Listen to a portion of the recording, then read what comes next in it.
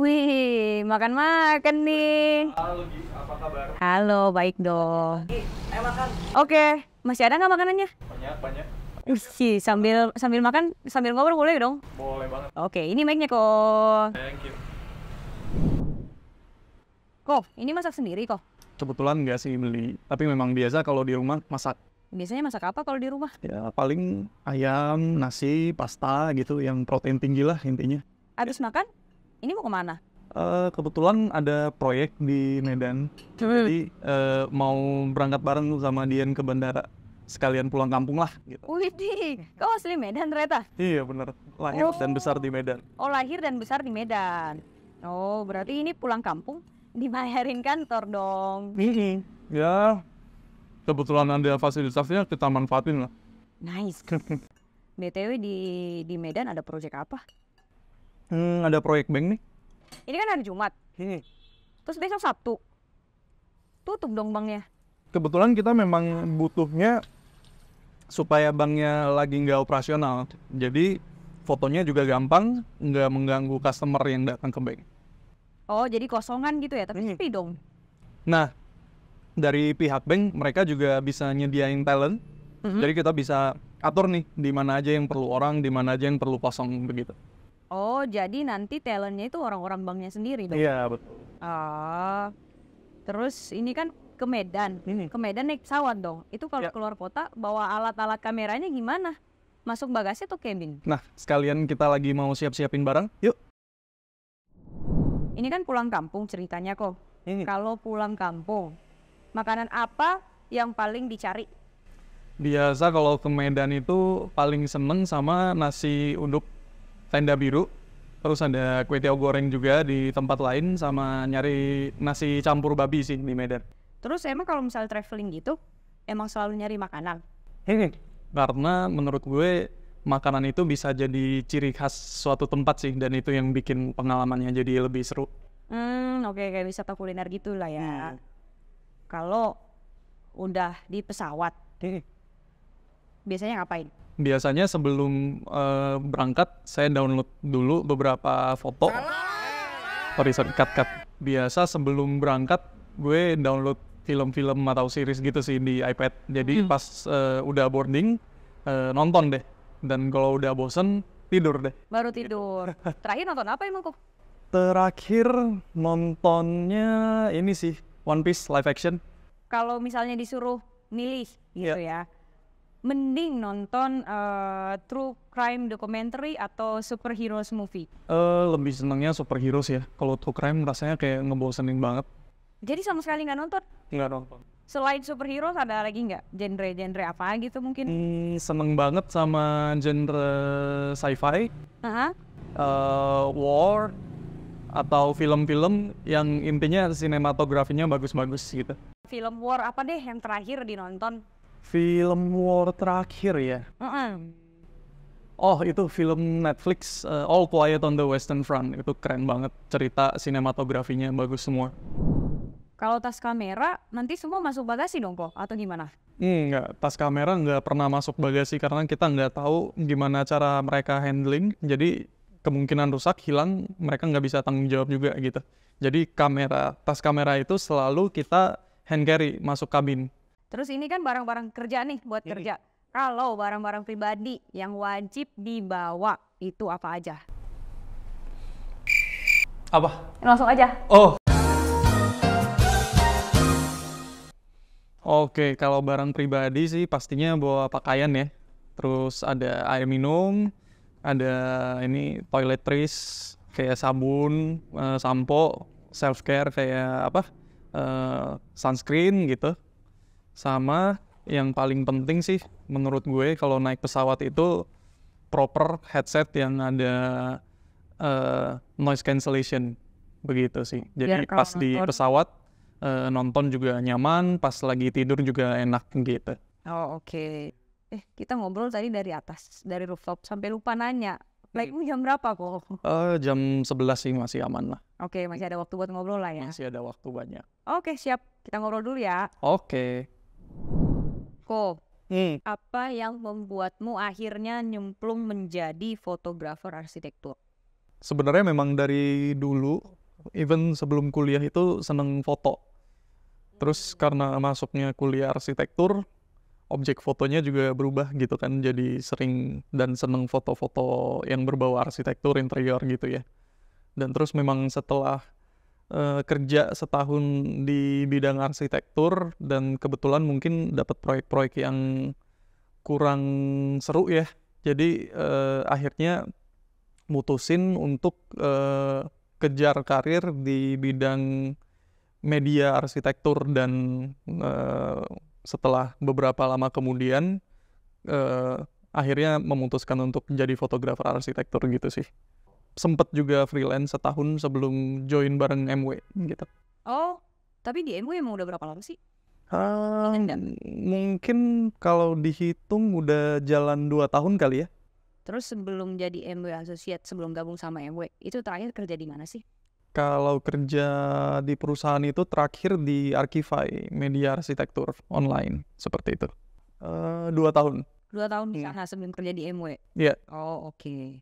Menurutmu ya, gimana biar foto arsitektural itu bisa bercerita? Biar foto itu bisa bercerita, kita harus pastikan bangunan itu terlihat konteksnya, berada di mana, sekelilingnya bagaimana. Terus kalau bisa lebih baik lagi mungkin ada aktivitas yang mencerminkan bangunan itu berfungsi sebagai apa, seperti itu. Misalnya nih ada pintu terus orang jalan masuk, atau tangga nih orang jalan naik gitu, terfoto seperti itu. Atau misalnya satu rumah dia berada di lokasi yang bagaimana sih, rumahnya itu berdiri kontras atau selaras dengan sekelilingnya, seperti itu. Memang lebih hidup tuh kalau ada talent ya? Betul, kalau ada orang. Tapi nggak menutup kemungkinan kadang ada foto-foto yang penting tanpa orang supaya lebih fokus ke material, ke fungsi yang memang bisa langsung ketahuan tanpa perlu ada talent, seperti itu. Oke. Gimana cara menentukan komposisi dan framingnya pas lagi motret? Biasa sih yang pertama kita tentukan itu informasi apa sih yang mau disampaikan. Terus gimana cara menyampaikan informasi tersebut dengan baik. Biasanya kita hilangin clutter, mungkin yang unsur-unsur atau elemen-elemen di angle tersebut yang nggak perlu, baik dengan cara zoom in atau zoom out begitu. Terus kita make sure pencahayaannya udah baik sih. Kadang kalau misalnya ada jendela atau mungkin angle, kita cari yang supaya nggak terlalu backlight atau lebih bagusnya side light begitu.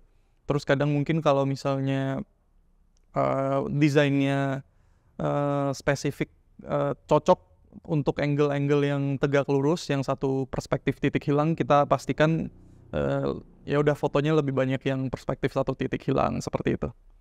Jadi menurutmu contoh project fotografi arsitektur yang challenging itu seperti apa? Biasanya sih proyek-proyek yang challenging ya menurut gue itu proyek-proyek yang well design, dan proyek-proyek yang arsiteknya atau kliennya ngomong terserah deh mau ngambil yang gimana gitu. Jadi mungkin challenge-nya lebih ke waduh pressure nih, mereka udah percayakan proyek ini ke kita, dan gimana kita bisa berusaha sebaik mungkin untuk dapat angle-angle yang terbaik lah begitu. Jadi butuh waktu juga buat explore semua gitu kan? Betul. Oke. Kau kan sebagai fotografer arsitektur, ada fotografer favorit gak sih? MW dong.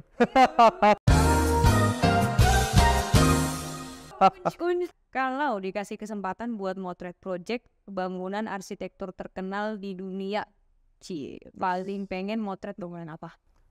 Dari dulu seneng banget sama proyek-proyek Louis Kahn. Itu arsiteknya udah meninggal sih, tapi proyek-proyeknya bener-bener legend banget di mana-mana gitu. Dari cara dia memanfaatkan ruang, masuknya cahaya, segala macam itu kayak dilihat dari foto aja udah bagus banget, puitis banget. Jadi kalau memang bisa kesampaian mengunjungi beberapa proyeknya sih, seneng banget untuk bisa motret proyek-proyek dia. Yang paling terkenal kalau nggak salah Louis Kahn itu Salk Institute. Itu kayak sekolah tapi di antah berantah gitu. Semua bangunan-bangunannya masa-masanya dirancang sedemikian rupa sehingga ketika sinar matahari jatuh itu puitis banget, ada garis-garis tegas gitu-gitu sih. Terus kayak pas di sana itu bener-bener tenang, hening gitulah. Terus kalau misalnya lagi keluar nih, pernah nggak sih nemu hidden gem arsitektur pas lagi wisata kuliner? Terakhir mungkin pas iseng-iseng ke Bogor, terus ke Surya Kencana tuh, itu kan sederetan banyak banget kuliner. Terus ternyata banyak banget rumah-rumah atau yang jual-jualan makanan itu di bangunan-bangunan ini sih yang udah tua gitu. Jadi kayak, oh lucu banget gitu. Seneng aja sih sama bangunan-bangunan yang dibangun di masa-masa kolonial gitu. Bisa dibilang kalau memang tipologi bangunan ya, paling seneng itu bangunan tua yang direnovasi gitu sih. Jadi memang kayak seneng aja gitu sama bangunan-bangunan yang udah lama terus dimanfaatkan ulang. Dan biasanya kalau arsitek yang udah jago renovasi gitu hasilnya pasti keren-keren sih. Ada preferensi tersendiri nggak kalau wisata kuliner? Nggak ada sih, yang penting enak dan sebisa mungkin bukan tempat yang ngantrinya berjam-jam. Malah lebih prefer kalau tempat makan baru itu udah berdiri mungkin setengah tahun gitu, berarti udah terbukti kalau mereka bisa berjalan dengan baik dan makanannya enak gitu. Berarti kalau misalnya trip kemana aja, lebih suka solo trip atau trip bareng-bareng? Sebenarnya pastinya lebih seneng bareng tapi small group gitu ya.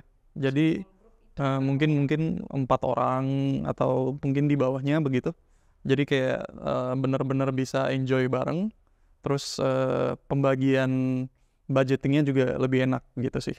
Ada nggak tempat trip kemana gitu yang paling diinget, paling wah gila ini kalau misalnya bisa balik lagi sih gitu?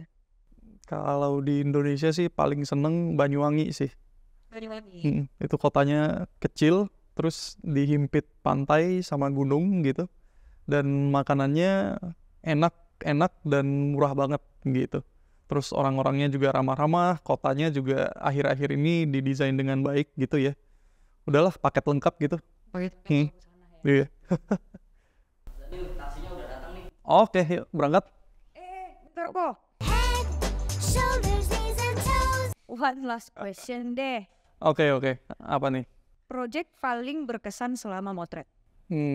Selalu menjadi pertanyaan yang susah buat dijawab ya. Ini makanya terakhir. Tapi biasanya saya paling seneng sama proyek-proyek yang klien atau arsiteknya puas sih dengan hasilnya. Jadi pas foto itu pasti terasa vibes-nya, arsiteknya senang, pas kita foto juga bagus banget dan banyak angle yang bisa dieksplorasi gitu-gitu sih. Tapi berarti selama ini puji Tuhan banyak yang puas lah ya? Wah banyak banget. Oke, kalau gitu siap. Hati-hati di jalan. Oke, thank you. Tiba di Medan dengan selamat. Sip, Dan sampai ketemu. Semoga wisata kulinernya asik-asik di sana. Siap. Sampai bertemu lagi. Sampai bertemu. Mau oleh-oleh apa nih? Mau Bulung peranti? Mau. Oke, siap. Oke, kalau gitu. Bye.